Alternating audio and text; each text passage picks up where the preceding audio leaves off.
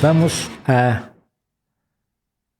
nuestra pequeña galería, que ya se llama, como habíamos quedado, desde hoy ya no es la Nocturno Art Gallery, o como se llamaba, ya ni me acuerdo, ahora se llama distinto.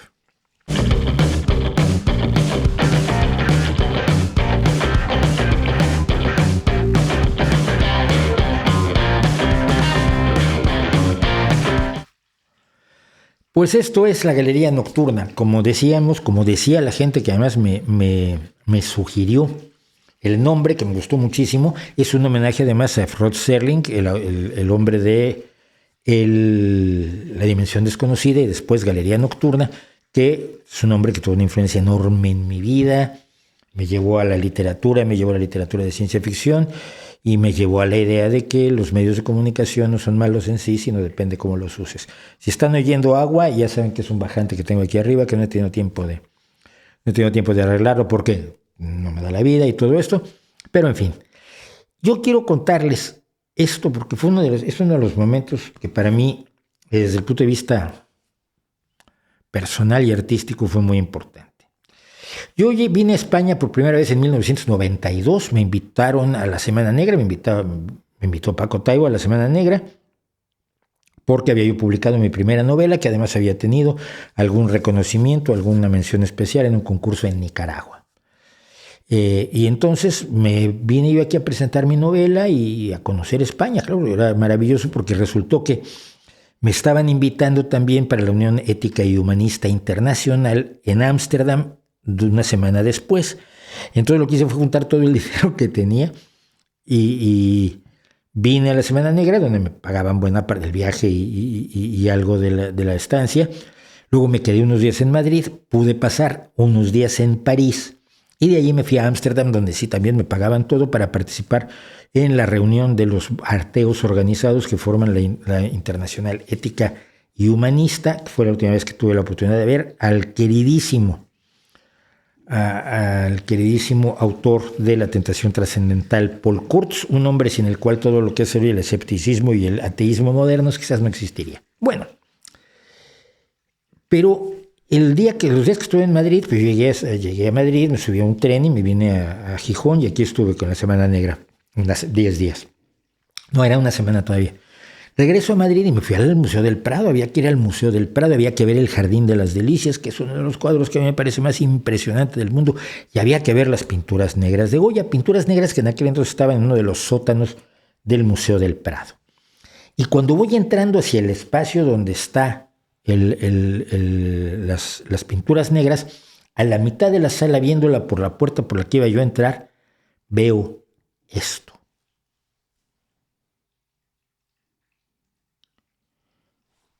Allí, en la puerta.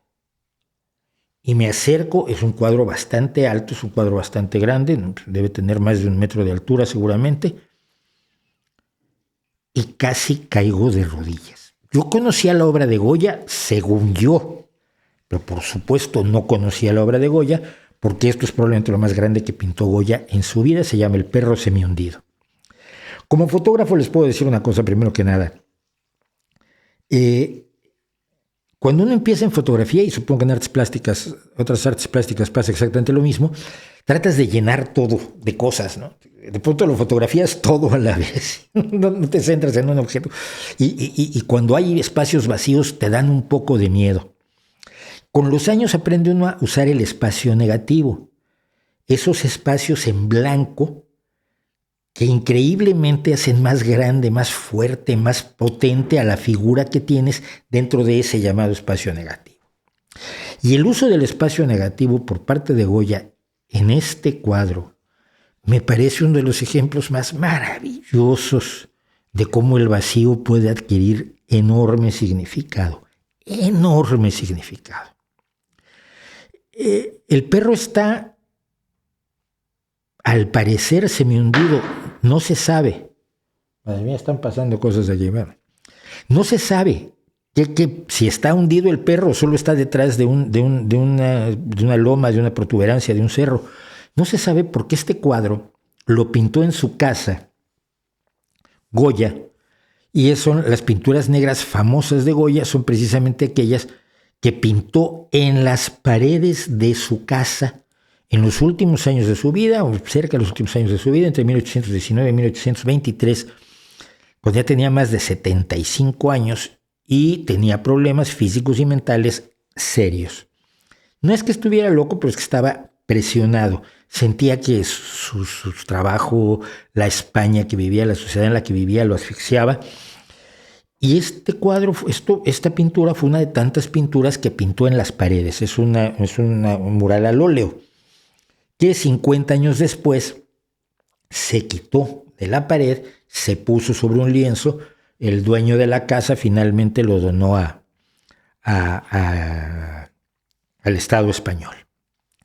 Entonces, finalmente es yeso con pintura al óleo. La figura que está a la derecha, sí, frente a la nariz del perro, esa figura oscura probablemente no es una figura, sino es un defecto de la propia pintura, de la propia pared sobre la que Goya pintó. Lo llamamos el perro semihundido sin saber con certeza si el perro está o no semihundido, solo por esto. Por la expresión del perro que parece estar desolado, parece estar mirando hacia arriba con esperanza de que alguien lo ayude y por lo tanto suponemos que está semihundido en arenas movedizas o en un pantano o en un agujero del que no puede salir y mira hacia arriba. Son unos poquísimos trazos los que forman la cara del perro y sin embargo está, creo yo, en este perro toda la desesperación, toda la esperanza, toda la impotencia y la exigencia de solidaridad y de apoyo que pueda uno imaginarse. Son dos zonas, una es ocre, la otra es marrón, y en medio esa cabecita, esa minúscula cabecita de perro, que a mí me parece una de las mejores cosas que se han pintado en toda la historia. Ahora voy al Prado, cuando voy a Madrid, esta vez no pude. Suelo ir al Prado porque además como tengo credencial de prensa de la Asociación de Comunicación Científica, entro gratis al Prado. Son pocos euros la entrada, pero bueno, entro gratis al Prado. Y voy a ver el Jardín de las Delicias siempre, que si algún día lo intento contar aquí, me voy a pasar horas. Y voy a ver El perro semihundido de Goya, porque son para mí las dos obras más extraordinarias que hay en un museo que está lleno, pletórico, desbordante, rebosante de maravillas de la historia del arte, que uno se puede pasar días y días en el Museo del Prado. Pero el mundo empieza y termina, para mí, artísticamente, en El perro semihundido de Francisco de Goya y Lucientes, en esta carita que me recuerda tanto, por supuesto, no podía ser de otro modo, a mis perros, aunque sea cuando piden mi galleta. ¿Tendrás mi galleta? Ya estás comiendo galletas. El trato no era que una es mi galleta, y puede estar pidiendo por la galleta o puede estar pidiendo por su vida. Esta es pues la galería de hoy.